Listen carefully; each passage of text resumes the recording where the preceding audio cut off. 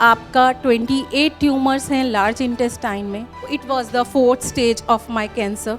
Every chemo मेरा 2.5 kg wait बढ़ जाता था। वो जब स्ट्रगलिंग पीरियड आती है वही आपको कुछ सिखा कर जाती है ज़िंदगी में। अपने पर कभी नहीं काटो, अगर आपको उड़ना है तो उड़ो। ये मत सोचो आप कहाँ गिरोगे कहाँ नहीं गिरोगे।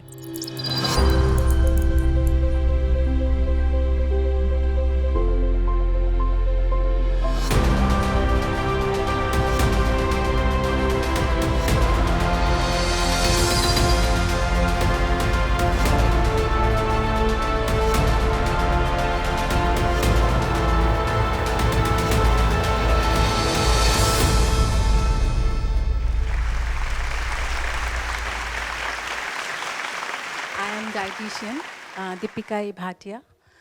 तो आज मैं आपसे सिर्फ यही एक क्वेश्चन पूछना चाहती हूँ, किसी के पेट में कभी दर्द हुआ है? तो वो कैसा लगता है जब वो दर्द होता है, कुछ खाने को मन नहीं करता, कुछ पीने को मन नहीं करता? क्योंकि सबसे पहले यही होता है कि even we are suffering from fever, तो अगर हम फीवर से भी थोड़ा सा इस तरीके से लगता है तो हमें लगता है कि आज कुछ खाने का मन नहीं है। तो इस तरीके की सफरिंग से मैं 3 साल से गुजरी। तो मैं थोड़ा सा अपना स्टोरी बताऊंगी। तो 3 साल मेरे पेट में दर्द रहा। पहले मैंने इग्नोर किया। ऐसा पेन होता था कि जैसे नीडल लाइक पेन, लेकिन वो बर्दाश्त के बाहर होता था। बट हर लेडी आज काम कर रही है, हर कोई बिजी है अपनी लाइफ में। तो मैं भी उस टाइम एक मदर थी। मे बी मैं उस टाइम उस सिचुएशन में थी कि मुझे ज़्यादा अपने बच्चों को ही देखना था।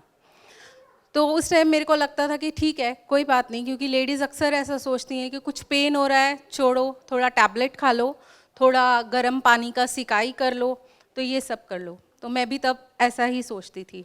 बट धीरे धीरे वो इग्नोरेंस इतना बढ़ गया। आफ्टर 1 ईयर मेरे पेन वो ज़्यादा बढ़ गया। देन वॉमिट्स और बहुत सारी प्रॉब्लम्स आनी स्टार्ट हो गई। तो देन मैं डॉक्टर के पास गई तो पता चला मेरा हीमोग्लोबिन बहुत लो हो गया है। तो अक्सर लेडीज़ इस चीज़ को भी इग्नोर कर देती हैं कि कोई बात नहीं, अनीमिया ही तो है, आयरन कम है, कोई बात नहीं। लेकिन उसके पीछे रीज़न क्या है, बॉडी में क्या अंदर चल रहा है, वो किसी को नहीं पता होता। बिकॉज हम सबसे पहले कभी ऐसा नहीं करते कि हम पहले डॉक्टर के पास जाएं। तो सबसे पहले हम घर में ही घरेलू इलाज करना शुरू कर देते हैं। अच्छा, अजवाइन ले लो, सौंफ ले लो, ये ले लो, वो ले लो, जो भी हमारे पास ये सब चीज़ें होती हैं। या फिर हम गूगल की शरण में जाते हैं, और जैसे ही हम गूगल की शरण में जाते हैं सबसे पहले हमें नाम आता है कैंसर। अच्छा, ये प्रॉब्लम हो रही है, आपको कैंसर ही होगा। तो वो जो अभी हम इतनी देर से बातें कर रहे थे, नेगेटिव थॉट्स और वो सब चीज़ें, तो मैं वही बात कहूँगी। बिकॉज़ मेरे फादर को भी कैंसर था और उनका डेथ हो गया था मेरी मैरिज से पहले ही। तो वो नेगेटिव थॉट्स कहीं ना कहीं मेरे मन के अंदर थे कि मेरे फादर को भी पेट दर्द होता था और वो कैंसर से उनका डेथ हो गया। तो उसके बाद जब मेरी बारी आई, मुझे दस्तक मिली, तब मुझे वो चीज़ फील हुई कि कितना पेन वो बर्दाश्त करके गए। और 3 साल तक मेरा डायग्नोज नहीं हुआ। कोई भी इतने बड़े बड़े सर्जन्स मेरा डायग्नोज नहीं कर पाए। बिकॉज कुछ डॉक्टर्स बोलते थे कि मे बी आपको डिप्रेशन है, लेकिन डिप्रेशन से, पेट दर्द से कोई कंसर्न नहीं है। नहीं, आपका पेट दर्द इसी वजह से होता है बिकॉज आप डिप्रेशन में हो, आप अनीमिया है, तो सो ऑन इस तरीके से डॉक्टर्स बात करते थे। कोई भी शायद दिल्ली का डॉक्टर मैंने नहीं छोड़ा होगा और कोई गायनेकोलॉजिस्ट नहीं मैंने छोड़ी होगी कि शायद मेरे को रीज़न पता लग जाए। हमारे घर पे यज्ञ होता था हमेशा, हम आर्य समाजी हैं, हम यज्ञ करते थे। तो बस एक परमात्मा से लड़ाई कर ली मैंने, क्योंकि स्पिरिचुअलिटी कहते हैं कि जब आप बहुत परेशान होते हो ना, तो माँ बाप की शरण में जाते हो या माँ की गोद में जाते हो। तो जब मैं परेशान थी तो ऑब्वियसली है कि पेरेंट्स दूर हैं, तो आप सबसे पहले अपने भगवान की शरण में जाओगे। मानते तो हम हैं, लेकिन विग्रसली तब मानते हैं जब हमारे ऊपर कोई कष्ट आता है। तो भगवान से लड़ाई कर ली कि 40 दिन मैं यज्ञ करूँगी लगातार, और कोई बैठे या ना बैठे, लेकिन परमात्मा तुझे सोल्यूशन निकालना पड़ेगा। और वो सोल्यूशन 28 दिन के अंदर अंदर निकलना स्टार्ट हो गया। तो वो उस दिन मेरे गूज बम्स खड़े हो गए हैं। तो उस दिन मुझे ऐसा लगा कि वाकई में कोई शक्ति है। तो 28 दिन के अंदर मेरी तबीयत ज़्यादा ख़राब होने लग गई और जिसके अंदर मुझे ब्लड वॉमिट्स और वो सब होना शुरू हो गया। जब कोई नहीं मानता था, even my father was also a homeopathic doctor, तो वो मेरे को बोलते थे कि नहीं बेटा, कुछ ऐसी प्रॉब्लम नहीं है तेरे को, कुछ नहीं है, तू दवाई ले, ठीक हो जाएगी, ये है वो है। उन्होंने दी भी दवाइयाँ, लेकिन वो जब अंदर आपके एक ऑब्स्टेकल है तो वो कैसे ठीक हो जाएगा किसी भी दवाई से। Then I came to BLK hospital. तो आज मैं डॉक्टर दीप गोयल को यहाँ पे भी याद करूँगी, जिन्होंने मुझे ज़िंदगी दी दोबारा से। तो it was the 4th stage of my cancer. जैसे ही मैं हॉस्पिटलाइज हुई, उन्होंने मेरी कोलोनोस्कोपी, जिनसे मैं डरती थी बहुत ज़्यादा कि नहीं मुझे इस तरीके का कोई टेस्ट नहीं करवाना जिसमें पेन होगा, तो इस तरीके से उन्होंने मेरे टेस्ट वगैरह लिए और वो पॉजिटिव आए, जिसके अंदर CA था। और मैं मेडिकल फील्ड से ही थी, I am BSc in dietetics, तो मुझे रिपोर्ट्स पढ़नी आती थी। तो मैंने जैसे ही उठकर उसको देखा तो मुझे पता लगा कि वो CA है। तो और फादर का भी एक्सपीरियंस था मुझे, लेकिन जैसे ही वो एक्सपीरियंस देखा अपना, और वो दोबारा से वो थॉट्स घूम गए कि शायद अब मैं बचूंगी नहीं। क्योंकि जब भी कैंसर आता है, घर में किसी को भी होता है, सबसे पहले आप इमोशनली और अंदर से आप टूट जाते हो कि कैंसर आ गया है तो अब मैं बचूंगा नहीं, अब मेरे पास शायद ज़िंदगी नहीं है। बट शायद मैं कुछ और सोच रही थी। तो आई एम ब्लेस्ड, मैं ब्लेस्ड हूँ कि मुझे कैंसर आया था और मैं आज यहाँ पर हूँ। वो जब स्ट्रगलिंग पीरियड आती है, वही आपको कुछ सिखा कर जाती है ज़िंदगी में। क्योंकि अगर आपकी लाइफ में स्ट्रगल नहीं होगी, वो आपको कभी कुछ नहीं सिखा पाएगी, और जिस मुकाम पर आप पहुंचना चाहते हो वो कभी नहीं पा पाओगे। बिकॉज मैं बचपन से डॉक्टर बनना चाहती थी, मेरे अंदर एक फीलिंग थी डॉक्टर बनने की, लेकिन बहुत सारी ऐसी प्रॉब्लम्स आई जिसकी वजह से मैं वो नहीं कर पाई। मेरे फादर की डेथ हो गई, मेरी अर्ली मैरिज हो गई। लोग पहले के सोचते थे चलो अब लड़की की शादी कर देते हैं, यंग हो गई है, तो वही चीज़ मेरे साथ हुई कि फादर नहीं है, अब शादी कर दो। तो 19 या 20 में मेरी शादी हुई।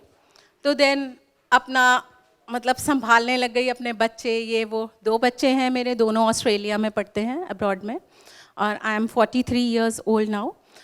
और हाँ, मुझे ये प्रॉब्लम हुई कि जब मेरी कीमो चल रही थी, आफ्टर देन कीमो चल रही थी, तो डॉक्टर ने मुझे उससे पहले ही सिर्फ 30% चांस दिया था कि आपका 28 ट्यूमर्स हैं लार्ज इंटेस्टाइन में, जिसके अंदर मैंने 3 साल शायद सिर्फ चिप्स एंड लिम्का पर निकाले। बिकॉज 3 साल मैंने शायद एक रोटी भी नहीं खा के देखी।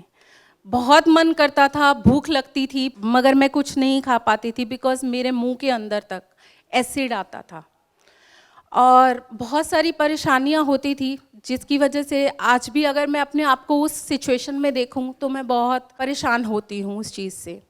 देन उसी टाइम सोच लिया था कि इस चीज़ से निकलना है, बिकॉज मेरे फादर गए हैं तो मेरे बच्चे अभी छोटे हैं, उनको मेरी ज़रूरत है, तो मैं इस चीज़ से लड़ूंगी। बहुत लोग बोलते थे अब कीमो के दौरान आपके बाल चले जाएंगे, ये हो जाएगा, आपका ब्यूटी ख़त्म हो जाएगा। मुझे उससे कोई फ़र्क नहीं पड़ा, मेरा ब्यूटी ख़त्म हुआ, मैं बहुत मोटी हो गई। और लेकिन आज भी बहुत लोग बोलते हैं आप डाइटिशियन हो, आप क्यों मोटे हो, आप अपने ऊपर क्यों नहीं वर्क करते। और अगर मैंने अपने ऊपर वर्क ना किया होता तो शायद आज मैं ठीक नहीं होती। आज मैं ठीक हूँ अपनी डाइट्स की वजह से, बिकॉज उस टाइम मैं जो मैंने पढ़ा था, शायद उस टाइम मैंने ध्यान नहीं दिया उस चीज़ पर। अगर मैंने उस टाइम ध्यान दिया होता तो शायद मुझे कैंसर भी नहीं होता, क्योंकि कैंसर क्या है, अंदर के सेल्स हैं जो आपके खिलाफ हो जाते हैं, सिर्फ वही है और कुछ भी नहीं है। और वो किसी भी उस पर अटैक कर सकते हैं, वो इंटेस्टाइन में अटैक कर सकते हैं, वो आपके ब्रेन में अटैक कर सकते हैं, कहीं भी अटैक कर सकते हैं। तो उसके बाद मैंने एडवांस स्टडी स्टार्ट करा। जैसे ही मेरा कीमो ख़त्म हुआ, 12 कीमो मेरे हुए, जिसके बीच में मेरे बाल चले गए, मेरी आई साइट वीक हो गई, बहुत कुछ प्रॉब्लम्स हुई। एवरी कीमो मेरा 2.5 kg वेट बढ़ जाता था। मैं डॉक्टर से पूछती थी क्या प्रॉब्लम है, there was a hormonal imbalance, periods बंद हो गए, बिकॉज अभी बहुत छोटी एज थी। इस चीज़ के ऊपर स्टडी करना शुरू किया कि क्यों इतना सब कुछ हुआ, बिकॉज कैंसर की दवाइयाँ आपके पूरे सेल्स को ख़त्म कर देती हैं कीमो के दौरान। तो देन जब उसके बारे में पढ़ना शुरू किया, एडवांस स्टडी शुरू करी, तब समझ में आया कि क्या खाना चाहिए और क्या नहीं खाना चाहिए। लार्ज इंटेस्टाइन जो है अगर नहीं होती तो आपकी जितनी भी एब्जॉर्प्शन है वो ख़त्म हो जाती है बॉडी के अंदर। तो मेरा एब्जॉर्प्शन नहीं है क्योंकि डॉक्टर ने कोलेक्टोमी कर दी, बिकॉज उसमें 28 ट्यूमर्स थे, जो कि 2-3 ट्यूमर ऐसे थे जो स्मॉल इंटेस्टाइन को टच कर रहे थे। तो इस तरीके से कीमो वगैरह हुआ, उस चीज़ से मैं निकली। देन अपनी डाइट्स पे फोकस किया, अपने लाइफस्टाइल पे फोकस किया। लोग सोचते हैं कैंसर हो गया अब हम जिंदा नहीं रहेंगे। मैंने देन योगा स्टार्ट किया, और मैं एरियल योगा भी करती हूँ जो रोप पर होता है, वो भी मैं करती हूँ। मैंने सब कुछ सीखा और जैसे ही कीमो ख़त्म हुआ देन मेरे को फ्रैक्चर हो गया। मैं स्कूटर चलाती हूँ और मुझे अच्छा लगता है ड्राइविंग करना। तो मुझे नहीं पता था कि सामने से कोई हिट कर देगा और मैं चलूँगी, और मेरी रिस्ट बिल्कुल टूट गई। और अभी भी यहाँ पे क्या है, रॉड लगा हुआ है, लेकिन उससे भी हिम्मत नहीं हारी। 3 वीक्स का प्लास्टर लगा रहा। बहुत लोग गली में भी बोलते थे, इवन सोसाइटी में अब आप स्कूटर नहीं चला सकते। मतलब लोग खुश होते थे इस चीज़ को देख के। कैंसर ने नहीं वो किया तो अब फ्रैक्चर हो गया, तो अब ये उससे भी हार जाएगी। तो भगवान ने भी बहुत सारी भर भर कर वो दी कि बेटा अब तू खड़ी हो। तो बस वही किया।